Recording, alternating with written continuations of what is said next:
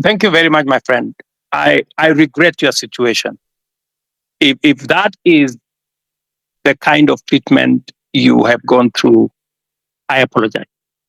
And I will take action in this manner. No Kenya. And I made a commitment to the people of Kenya that there will be no extrajudicial killing. There will be no River Yala. There will be no, we used to have 20, 30 bodies in River Yala. When I came into office, I said nothing of that is ever going to happen. And I want to promise the people of Kenya that that will not happen under my watch. However, I have had the kind of horror you have gone through. That is not right. What I will do after this engagement, I would like, I don't know, in a very secretive way, if you can send me the details of what happened, I will be able to take action, because you don't deserve the kind of treatment that you went through. Let me also say the following. You have talked about empathy. Maybe, people are born differently. Maybe we empathize in different ways.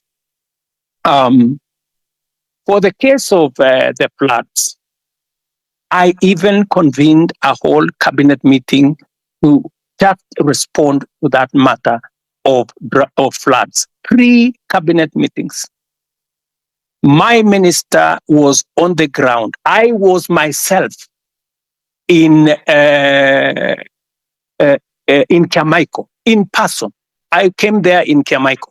And for the first time, my brother, for the first time, normally when people are removed from places, they are brutalized.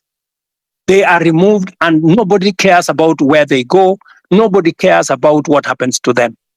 For the first time in the history of Kenya, I made sure that every Kenyan who was living in the riparian reserve was given money for alternative accommodation.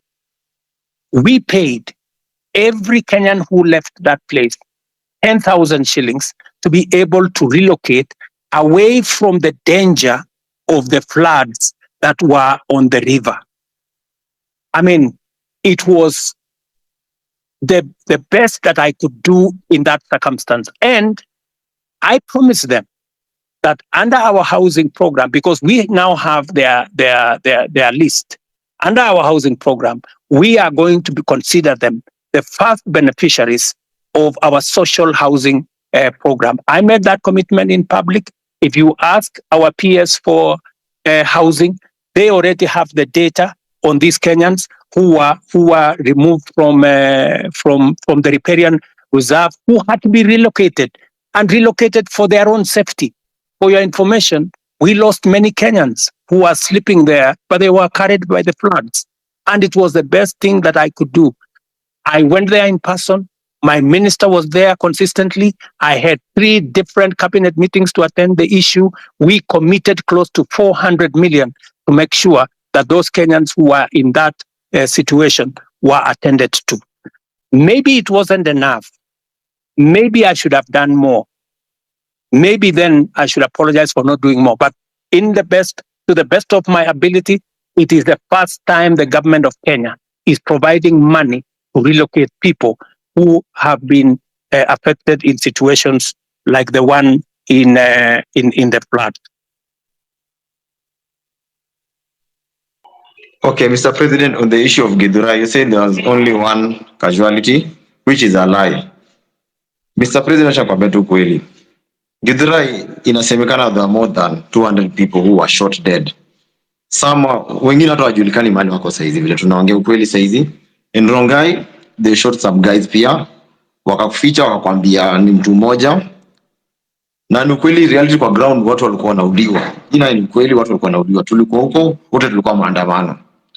Alafu kuna issue nyingine. This rogue cop amekuwa kichapa watu risasi, anachapa watu risasi open air, kila mtu ana camera there. The DCI doesn't do anything about it. Amekuwa all over social media, in the media, but you don't even say a word about him. His name is Murangiri. That killer cop ameua watu. watu wanazikwa kila siku sababu yake.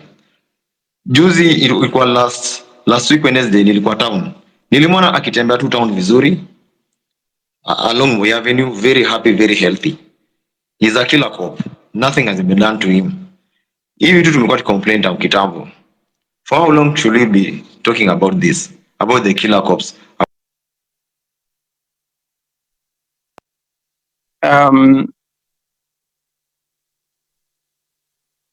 Sorry. You can go ahead, Mr. President. My good brother, you know, it is good to be brutally honest. And I will not, as president, or even as a Kenyan, ever say anything that is not factual, especially on a very serious matter of people losing lives. Are you saying 200 people were killed in Githurai? Really? I mean, my friend, I mean, where are can the family step forward? People who are saying our members of our family are missing. They went to Mandamano or they went to picket and they did not come back. 200 people is not a joke, my friend. So I really want to plead with you. I am sorry to tell you, you have wrong numbers. I'm sorry to tell you that. It is Mr. not President, possible. we even have the names. It's all over social media. Hata saizi naweza post, naweza soma hizo What about social media? I want to offer you. I want to offer you. We have the Tomorrow, and the I want to offer you to bring the names and family members of the people who are saying their loved ones are not there. Don't even take them anywhere. Bring them to State House. Them family members who are saying, I have lost so and so. My fellow, a member of my family was there on Monday last week. He went to Mandamano and he didn't come back. And where possibly are the bodies? You know. So I mean, really, my good friend, it is just good to be. You know, we are dealing with a very serious issue. Please let us not use information that is not verified. It just helps to create a situation that is not correct. Mr. President, I have another question too. Kindiki yesterday. Otero, tupatie wengine nafasi, at least you're a co-host. Ya mwisho alafu nimuulize alafu ni ad mwingine. Mr. President, jana Kindiki alisema guys were being arrested, not abducted. When a guy is arrested, it means the area police station or the area OCS or CPD is aware. When I was arrested, Parkland's deputy OCPD was not aware. Meaning these abductions are very illegal. Right?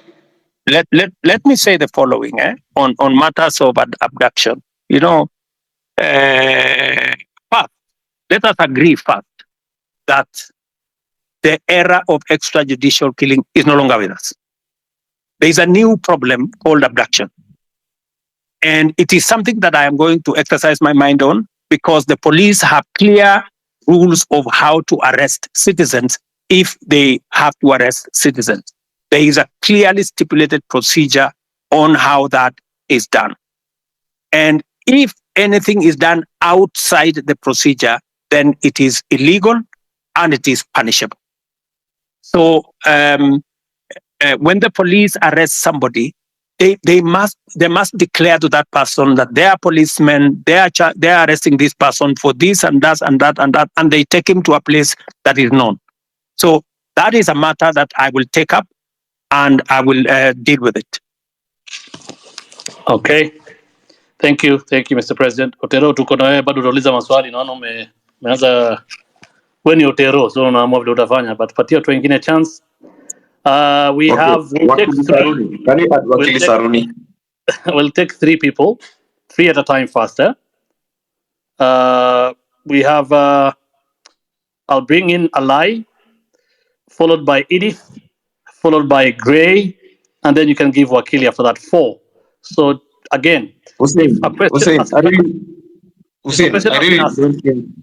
Well, Hussein, I really don't think Allah should speak because his comments will be biased. This space is basically about what we are going through in the street. Allah doesn't know about it. In short, Allah amekuwa akiongea mbaya kwa hili story ya maandamano. I really don't think Allah can Allah speak can. for himself. We can't limit anybody from speaking. Everybody has the freedom to speak here. No, Kama no, wewe. Allah is very bad. So Thank you. let's have I a was just debate doing and Manuel can speak, but short. Allah, no, he hasn't been against this. Thank you. Otero, I've been an advocate of freedoms for a very long time, especially when we don't agree. So I would ask you to learn that lesson that you should listen to people, especially when they don't agree with you. And that's what the president is trying to do here. We don't agree with him, and that's why we want him to listen to us, and he agreed to come to the space. And moving forward, I really want to tell the president that, Mr. President, you know that your success is our success, and we really want you to succeed. The problem is that I don't know if you really want yourself to succeed as a president of Kenya.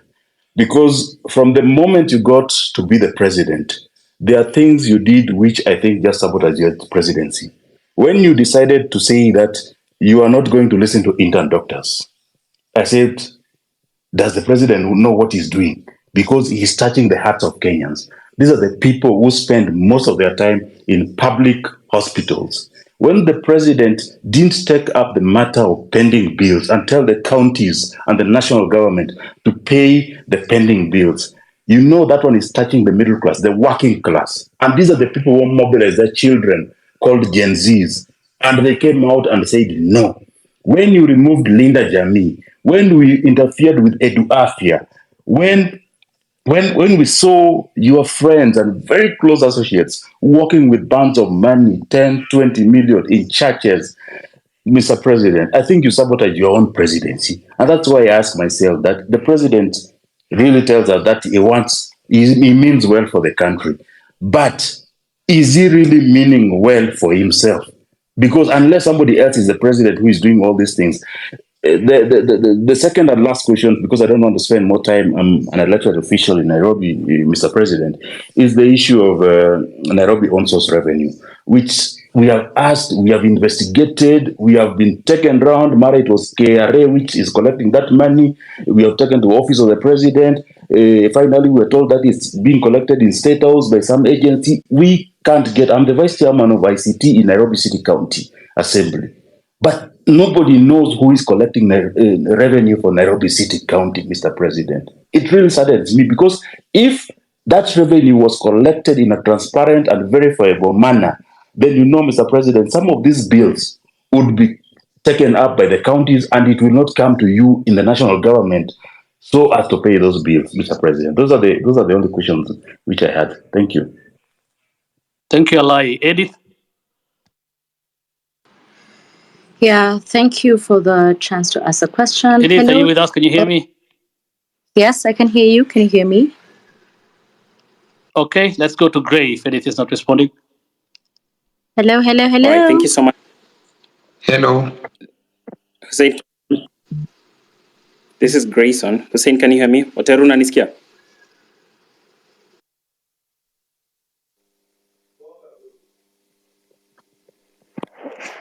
I can hear Eddie and I can hear the other gentleman. I'd like to ask my All right, question if you can all hear me. Okay, let's have one person speak. Gray, speak. All right, thank you so much, Hussein. Edith, I'm sorry. So, Your Excellency, my name is Grayson Mara. My question to you is one, and my question is on this very, very emotive and very, topic that we love talking about as a country, which is corruption. I know you stand on corruption. You have spoken about it many times. You don't condone corruption. You don't want corruption to happen in your government. But then I want to point out something. Recently, there was a scandal, with the fertilizer, and the CS was, impeached, or a motion was tabled in the National Assembly by a member of parliament for him to be impeached.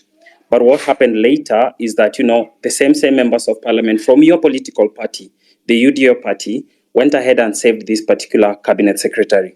What does that speak, to your stand regarding corruption? Do you support corruption on one hand, but on the other hand, because he is your CS, these are your members of parliament, they go ahead and flop that motion that was supposed to impeach this particular cabinet secretary? My last question, as a young person, there is a challenge of jobs in this country.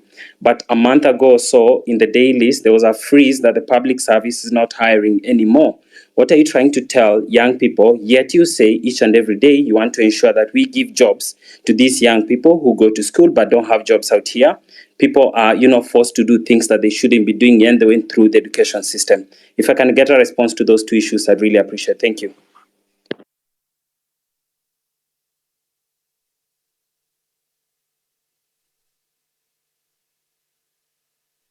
Grayson, Do I unaweza rudia answer? question? Do I answer those, or I thought we said we take three people? Can we take maybe Eddie? Eddie was somewhere. There is a lady called Eddie was somewhere or something.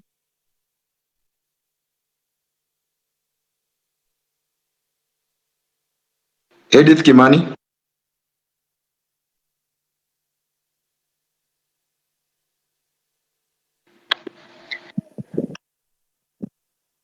Otero, from my end, I see she's a listener. Maybe you can add her to speak from what I'm able to see on my end. Okay.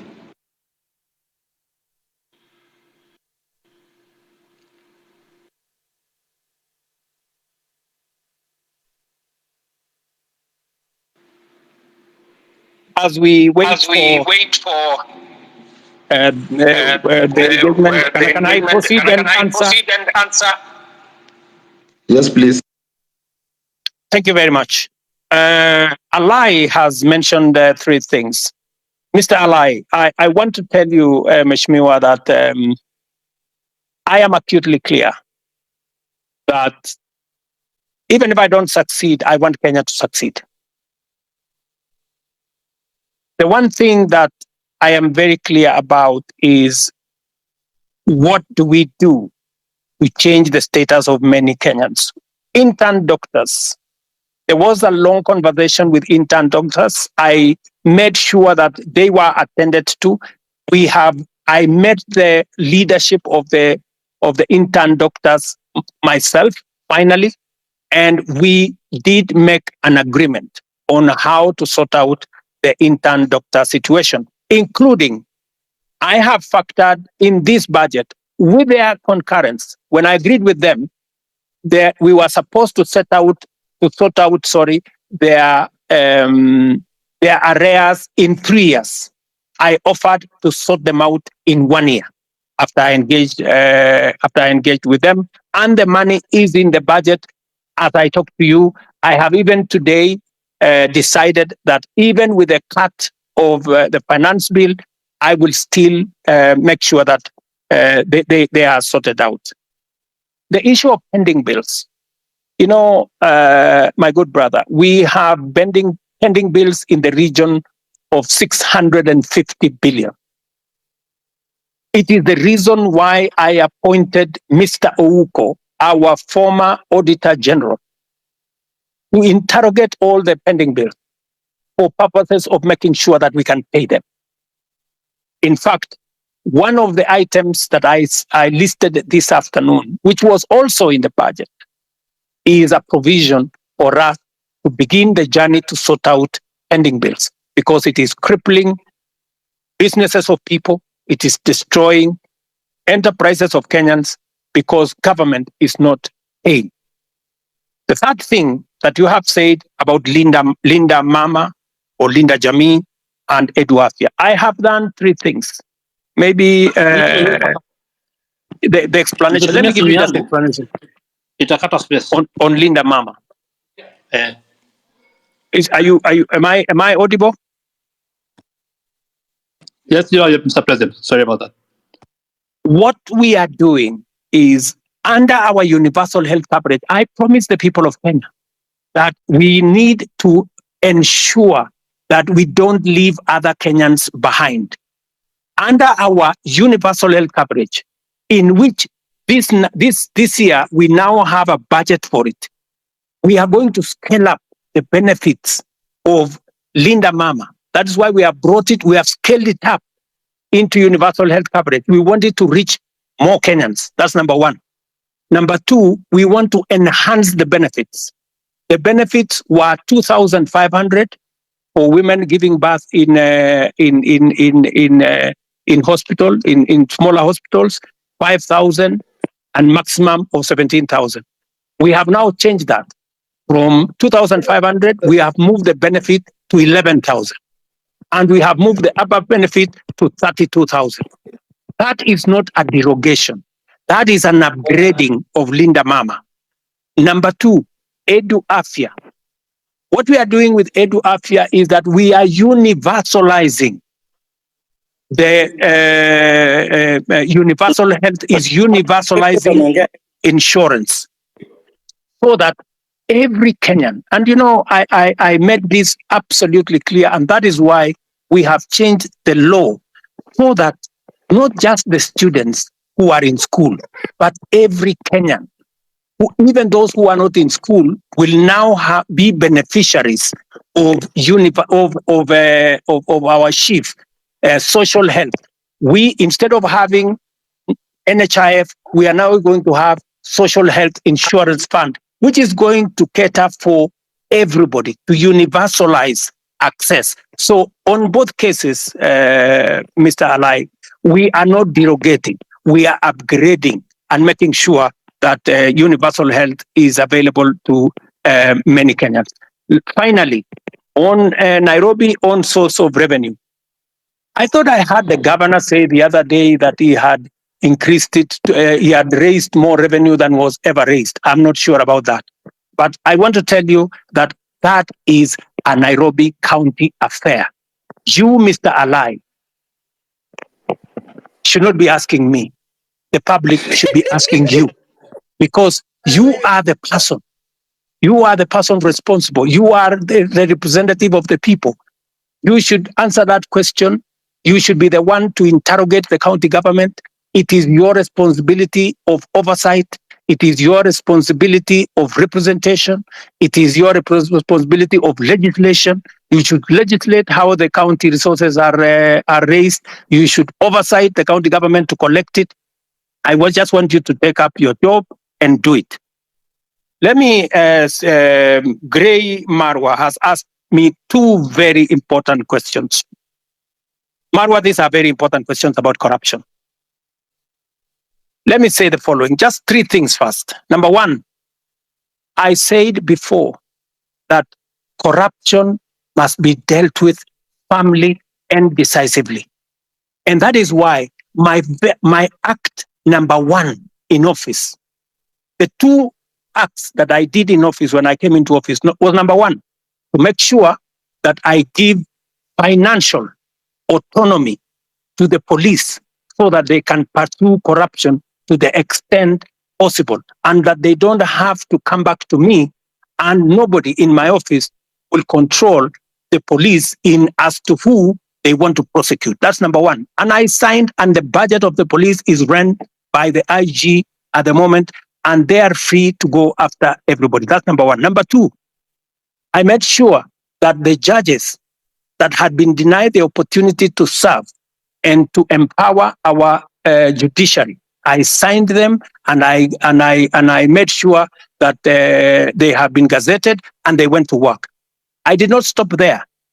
I have enhanced the budget of the judiciary from 18 billion to this year. I wanted to be at 25 billion. Unfortunately, it may come down because of the finance bill by about $1 billion or so. Number three, I am the president who has sworn in the highest number of judges in 2 years in the history of Kenya. I have sworn in maybe 46, almost 50 judges, because I have agreed with the judiciary that justice delayed is justice denied. And therefore, I want to make sure that becomes the case. Number four, on the specific incident of what happened with fertilizer, I want to tell you, as I tell the people of Kenya, those where evidence has been gathered, sufficient evidence has been gathered, they are in court. The CEO, the general manager, and 7 other staff of the National Cereals and Produce Board are already in court. The minister was taken to Parliament to answer for political responsibility, that to make sure that his oversight role was in question. I want to tell you this, Gray, that we are a country of the rule of law. When a person has been, um, when allegations are made against a person and they are not verified, there is no way that such person can be held to account. But when they are verified, like the case of the officers who worked under the minister that were verified, they are in court. I want to tell you, if a minister, if a principal secretary, if there are verified allegations of corruption against any cabinet minister and or any principal secretary, the day they are taken to court, I will fire them. I will not wait for the court process because there will be an element of confirmation that these are people who are corrupt. Let me talk about jobs. And you have said correctly that the public service has issued a circular that there will be, there is a freeze on jobs. The public service has a freeze on jobs at different levels. People who are employed at entry level and the space around jobs is huge. Government can only hire a very small fraction. My intention, my plan is to make sure that government facilitates the economy, facilitates the private sector, facilitates the entire enterprise space to create more jobs. It is the reason why I made a deliberate commitment to the people of Kenya when I went for the elections, and I said I will focus on creating jobs. And if you want me to explain to you the areas where I am focused on creating jobs, I will. If you want me to tell you how many jobs I have created in the 2 years that I have been in office, I will tell you, from housing, from digital jobs, from going to manufacturing, all the way to export of labor.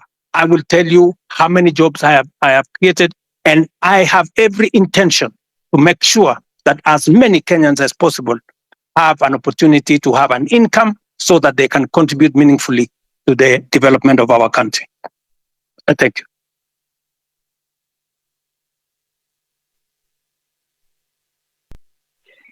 I think you can speak. Thank you very much for this chance to maybe ask some few questions to the president. I'll be very brief. I only have 3 questions to make. One, Mr. President, is that like most of the people have said, is that your government is full of lies because of one. One, I want to put it clear that when Finance Bill 2023 was passed, we believe that the revenue that was going to be collected during that period were going to be used for development. Personally, I come from a Masab constituency, and on February of last year, the CS for Transport, Bonamur Komen, came to Kabiet Shrines and promised us that there is a road down there that's going to down from Kurgung to Chepterway, coming down to Kapkatembu. He said personally that since that this is a road that was left midway by the contractor, he was going to send the contractor in a record 3 months to be on site so that the road can continue so the contractor can start the construction. Up to now, we still haven't seen that. So that basically tells you that that is a liar.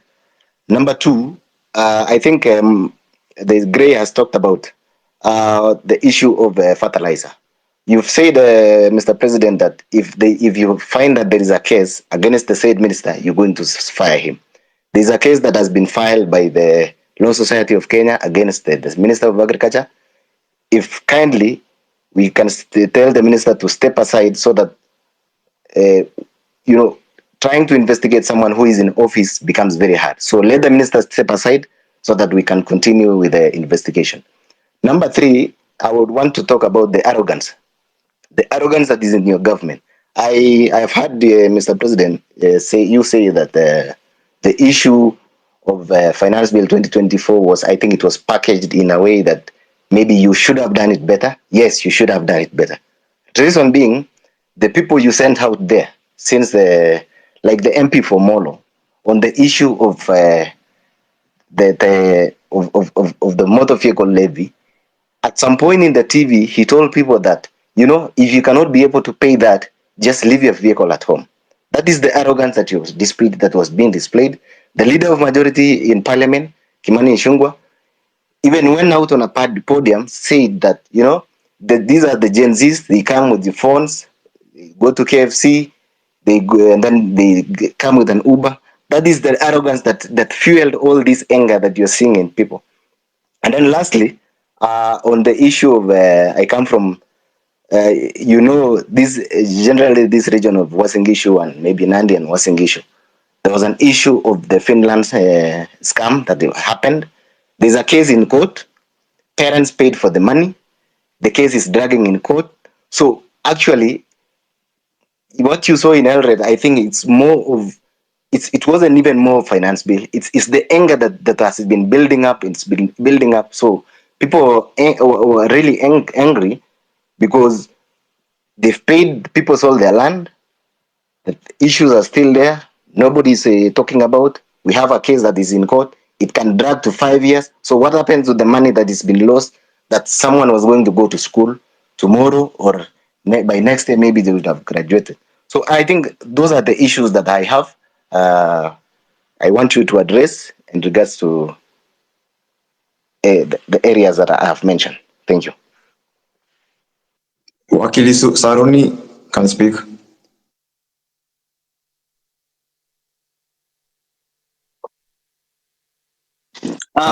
Thank you very much, Your Excellency, for this opportunity to address you, and thank you very much, the host, Hussein and Osama.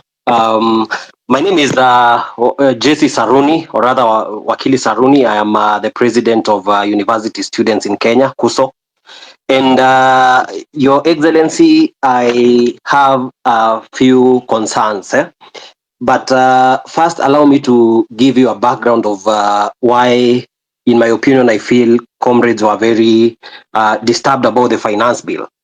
Your Excellency, if you look at the finance bill 2023-2024, it introduced housing levy at around 3%, which was to be redeemable.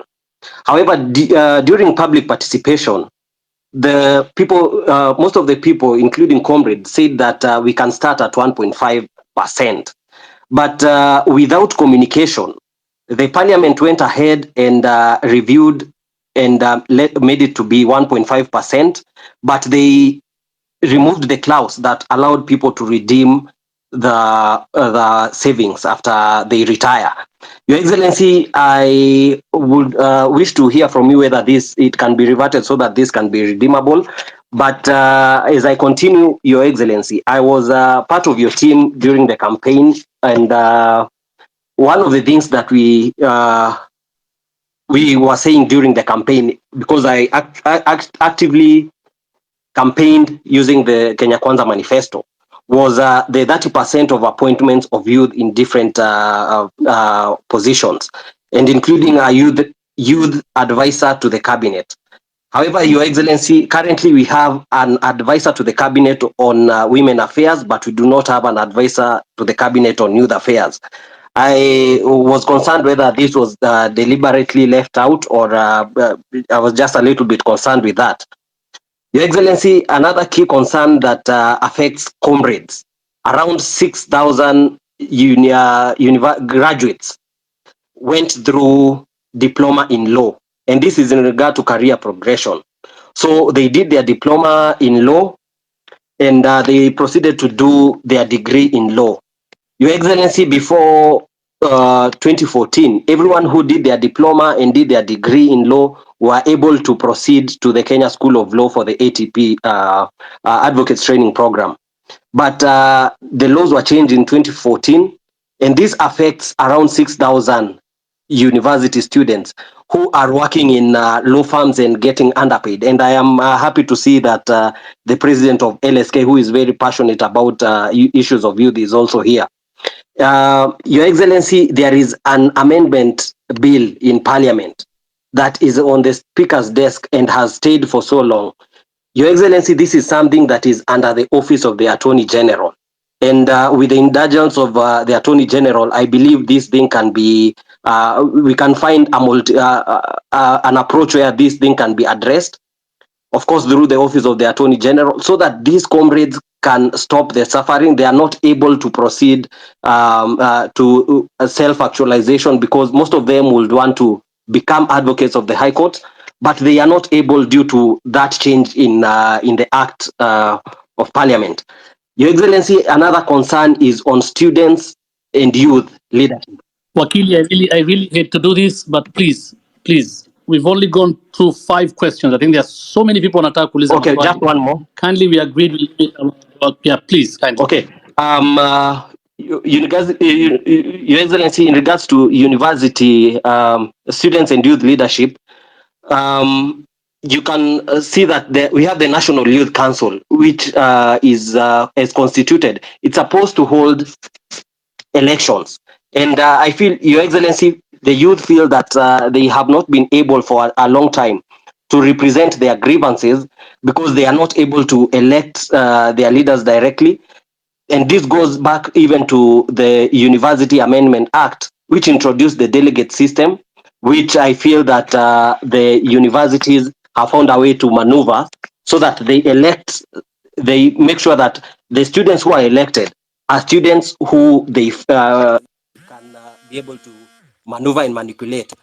Your Excellency, finally, on the issue of branding, the projects that our members of parliament and all other people has the aspect of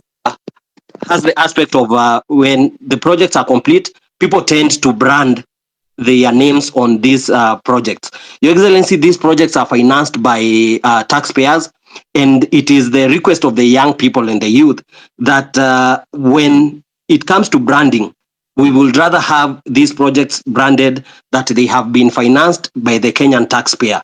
I will leave it at that, Your Excellency, and thank you very much. But of course, there is the issue of mental health.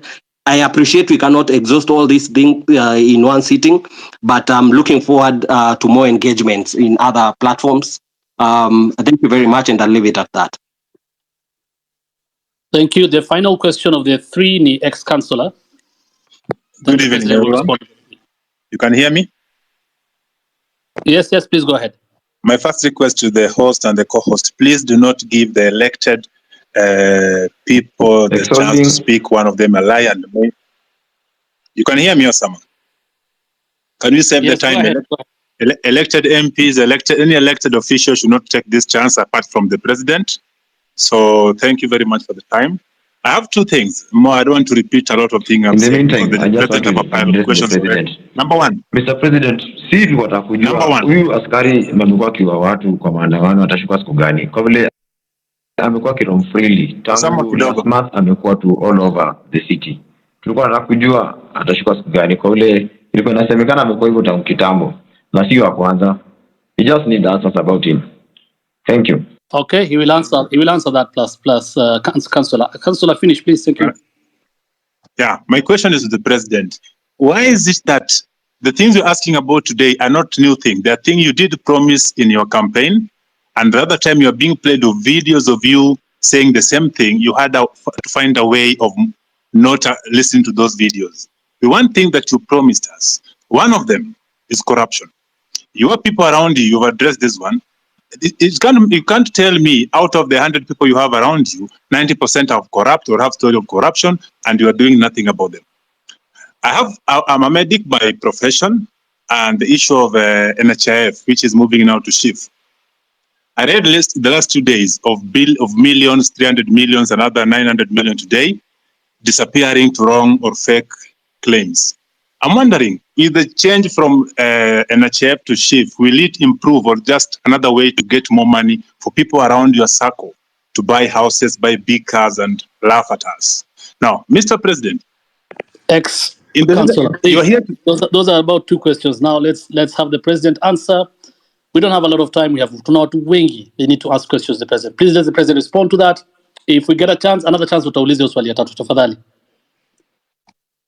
Very much. Thank you very much, good people. Let me start with the gentleman. I didn't get his name from Osop. And that gentleman says We have too many lies flying all over the place. Let me just state. Let me just put it clearly.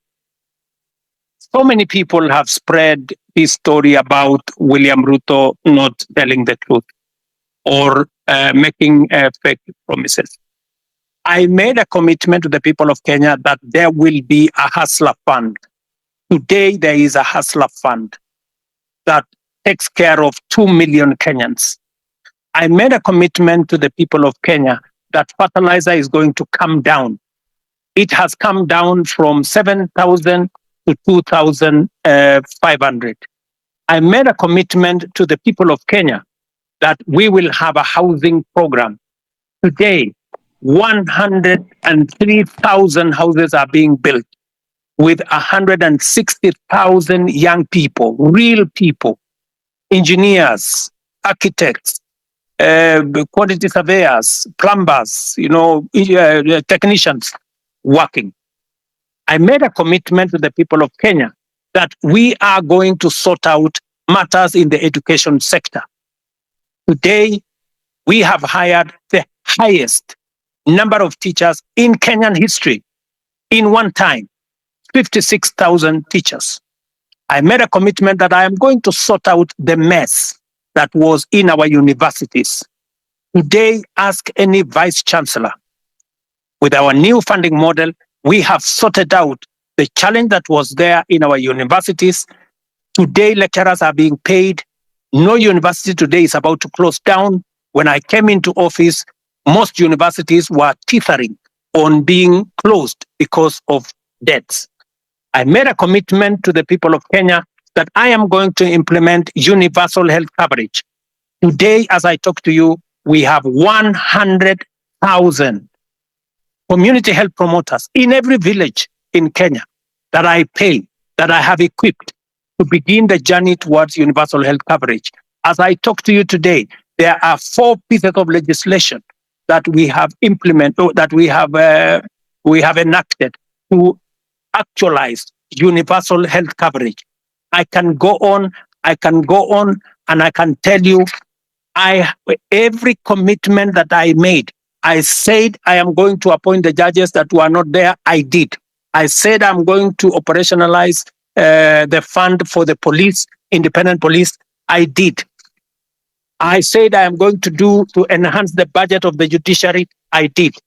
You know, when people want to conveniently say a few things that propagate a certain narrative, it is easy. But let me leave that there. Let me go back to the Mosop Kurgung story. I want to tell you, my good brother, we have stalled roads in Kenya. In fact, the debt we have on roads is 910 billion. Because we rolled out a program that we didn't have money to do. It is what is troubling me now. It is why many people are asking me, why are you outside the country? I went to China, for example, and I got 40 billion shillings to do at least 8 roads that were stalled. I have come back from the US, and we have had a consultation, and we are getting money to be able to roll out some of our roads, courtesy of concessional funding from the World Bank. I have had conversations with the president of Germany, and they are giving us money under the same program for us to be able to meet some of our programs. I want to tell my good friend from Osop that we are focused on these areas. These roads did not stall yesterday. These roads have stalled for a while. We are figuring out how to make sure that we deal with that situation. And my apologies that maybe the minister did not keep his word, and I'm going to remind him. Let me do the following. On fertilizer, I want to agree with you on this subject of fertilizer first. Let me say this. Fertilizer has made a very big difference in Kenya. Because of our program on fertilizer, we have managed to increase our food productivity. For example, on maize alone, from 44 million bags to 67 million bags last year. This year, we are going to pay the highest bonus ever in Kenyan history for our tea. In fact, our tea production, because of the support we gave KTDA, has increased from last year. It was 180 billion shillings that we collected from our tea. This year, it's going up to 210 billion. On coffee, the average payment of coffee last year was in the region of 70-80. As I talk to you now, because we supported our tea farmers, the average payment for our coffee is in the region of between 100, 120, in some very good cases, 129 shillings per kilo. The whole array of what we have done with fertilizer is phenomenal. And therefore, I understand when somebody like my friend from Morsop gets annoyed when there are people who want to sabotage a program that is making a very big difference in Kenya. And that is the reason why I didn't delay 1 minute. When this issue of fake fertilizer came into the public, all the officials that were involved in it at the National Cereals and Produce Board were charged. When the minister is when there is evidence gathered enough for the minister to be held to account, I want to promise you that I will fire him and any other minister for that matter, if there is sufficient evidence to hold anybody accountable. Arrogance. I agree with you that not everybody understands communication. Let me tell you, my good friend from Mosop, the day you become a public speaker, you will know how easy it is to make a mistake in the public. Sometimes you say things that you did not mean, but it comes out very badly. So whether it is the member of parliament for Molo, the member for parliament for Molo is a young man. I can tell you that young man is doing his very best. In fact, when I made him the chair of finance committee, many people told me he was too young. I shouldn't have made him. But I wanted to test also young people. And I wanted to mentor young people. And I want to say, he has made mistakes. But I want to tell you that young man is bright. He has a bright future. He made mistakes. I will apologize for him. Maybe he said what he shouldn't have said. But they are among the young people I am mentoring so that they can become leaders tomorrow. Same case with my friend Kimani Ichung'wah. In fact, after he made that statement in, I think it was maybe in Baringo or somewhere, I called him. I told him, look, this is not how to engage the public. If you follow the next day, he had managed to correct his statement. And he had done, an about turn of some sort. Because let me tell you, my good friend from Mosop, I have also one duty as a leader in Kenya. I have a duty to mentor other leaders. They will make mistakes. They will demonstrate, maybe some arrogance, maybe either inadvertently or in whatever manner. But partly, it's because of inexperience, partly because of not a fair understanding of things. But I sometimes will want to take responsibility because these are members of my team, and I will correct them. Let me also say about what you said about the Finland story in Eldoret. It is really unfortunate that people sold property, land, livestock for their children to go to Finland. I wish I could go to court and tell the court to jail these people. Unfortunately, there's something called rule of law. There's something called due process. If these people had not been arrested, if nothing had not been done about it, then I would think that there would be a matter. But these are people who have been arrested. They are, as I talk to you, presently in court. They are being taken through due process. And I am very confident that if they are guilty, the law is going to deal with them. Let me go to Saruni, Akili. You said about the 1.5. It is true. There was a proposal of 3%. The public told us that we do not want a levy. If you want, collect a tax, reduce it to 1.5. So both reduction to 1.5 and changing to a tax was actually coming from public participation. This is what the public said. If the public are going to make a different suggestion going forward, we will respect what the public will have said going into the future. Am I still audible? Are you there? Yes, yes. Yes, Okay. yes, you're Let here. me say this.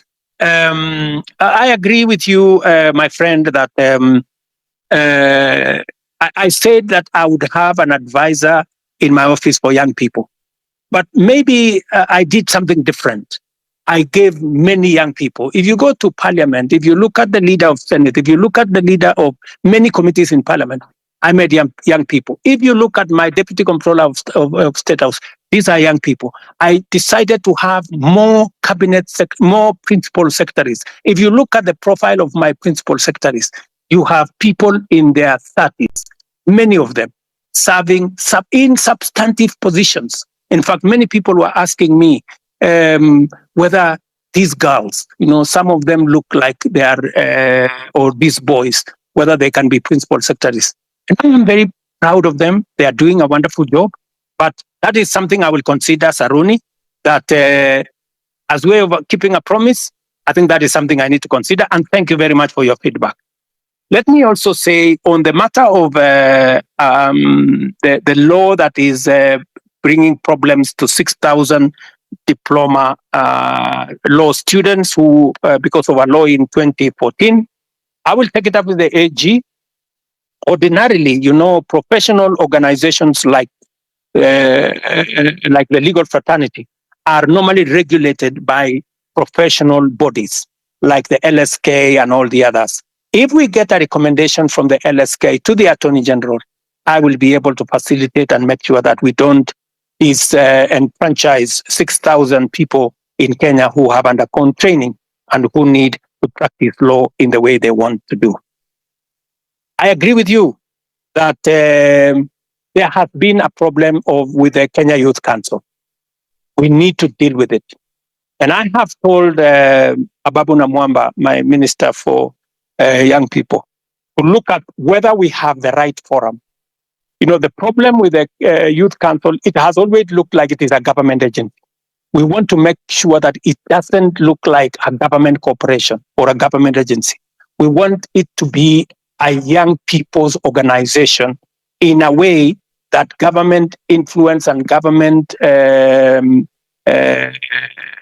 intervention is limited so that the young people can speak for themselves. I would welcome ideas, Saruni, from university leadership on how we can make the Youth Council better, more democratic, and more representative of the young people. I couldn't agree with you more on this branding issue.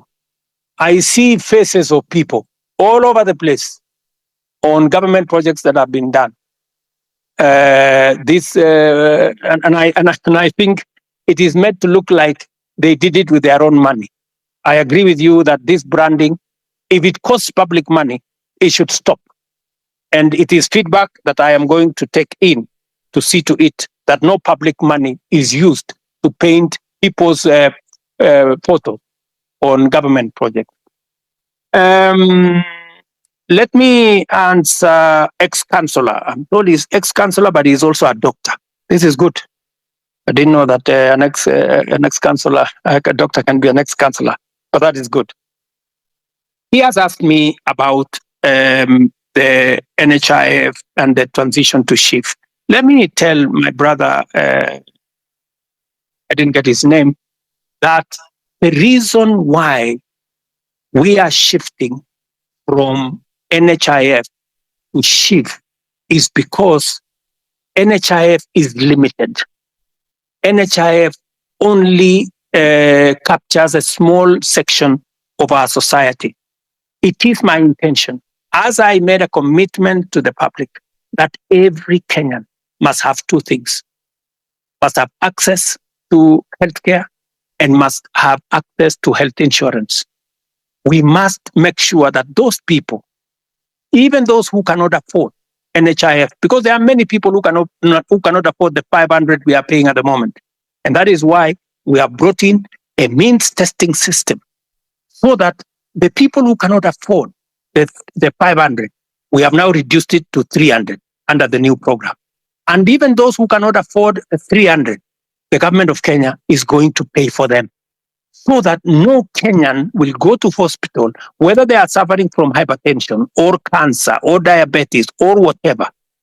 Either they get treatment because level 1, 2, and 3 are free, or they can go to a referral hospital and there is an insurance system through SHIF that's a social insurance that is going to make sure that their bills are paid. So, and let me tell you, one very important addition to this program is the digital health platform. The biggest problem we have had in NHIF is the digitization process. We lose a lot of money because of collusion between hospitals and staff at NHIF.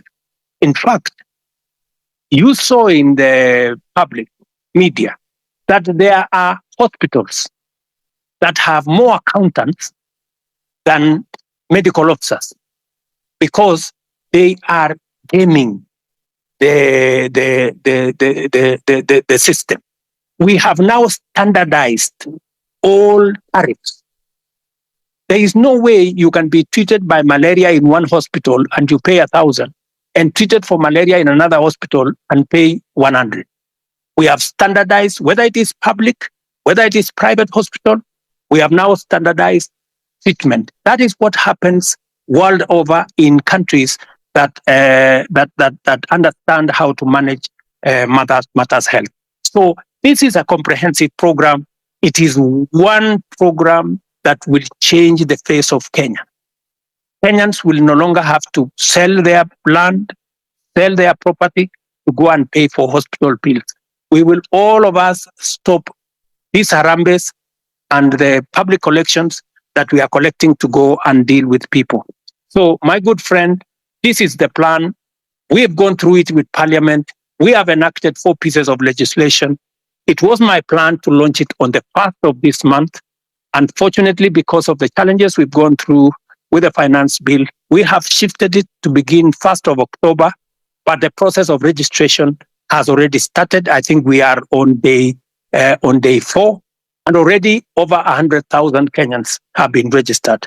So, and I want to encourage all Kenyans to register so that we can be able to plan for our health together as the people of Kenya. And we can even plan for our health commodities, and we can be able to secure everybody from matters illness. Thank you very much. Not finish my questions. So as I continue, but my main point was corruption, whether it's an HIF or SHIF. I told you 300 million paid to fake claims, around 9 million today, early in the morning. Will this stop in the new system? Is that since you came into power now 2 years ago, the only thing you keep mentioning is the price of unga going down and the housing project, which we do know very well will not be occupied with the common mwananchi like me.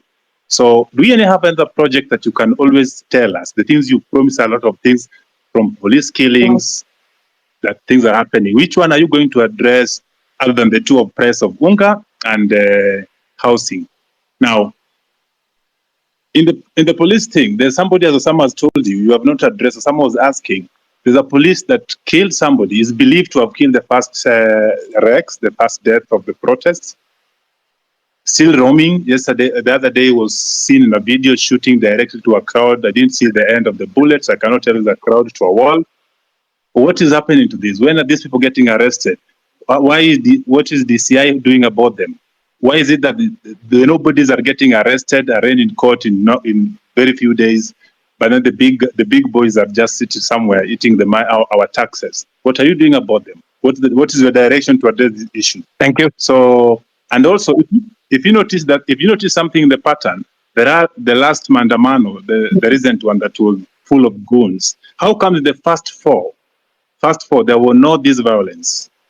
But then there is the last one, with coffin in town and police entertaining these people dropping the coffin from the lorry, as well as seen packing them back in the lorry in the evening. It's clear that somebody was behind this and the police could not touch the very people that were doing this. But when it was another person with a phone and a bottle of water, they get shot, they get tear gassed. What is happening? Why do you speak A and do C? What instruction are you giving to the police? Yesterday I saw that you are praising the police for having done a good job professionally. Well, people died. What are we praising here? What Kenya are we looking at? So can we just match the word with the action? We've been talking too much. We see on TV every day. We're on space. When are we getting to see action? Let me give space for other people. Thank you.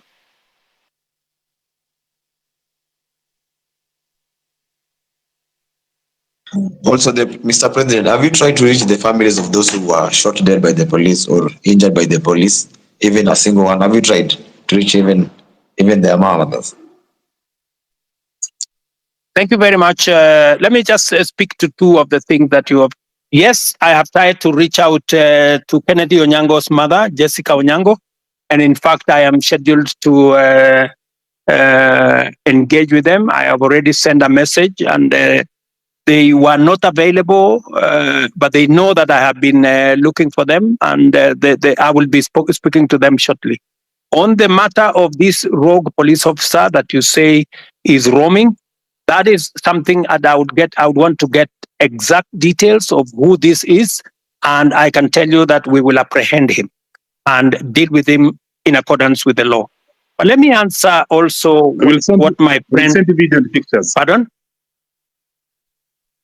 Pardon? If you're having a difficult locating the police, we have videos and pictures of them. Okay. So that should be easy. Please forward the picture and photos to me, to Hussein, my spokesman here, and also I would appreciate if you can send it to also my inbox if you can, or if you can send it to the Independent Police Oversight Authority. We will deal with it. But let me also respond to you about matters corruption.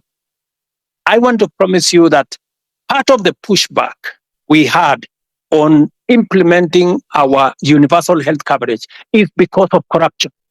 Very many corrupt people who are gaming NHIF were against what we were doing.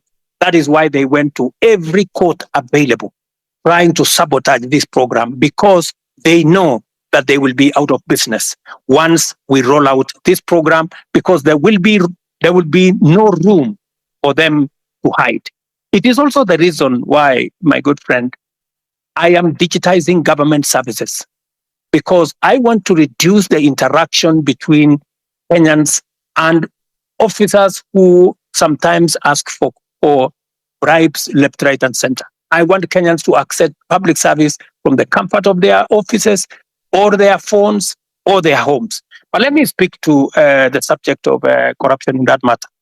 Number one, we will operate a digital system through and through, whether it is with KEMSA, we are digitizing KEMSA, we are digitizing commodity distribution, we are digitizing matters to do with all health hospitals. In fact, the program that is going on now, we have grouped hospitals into PCNs.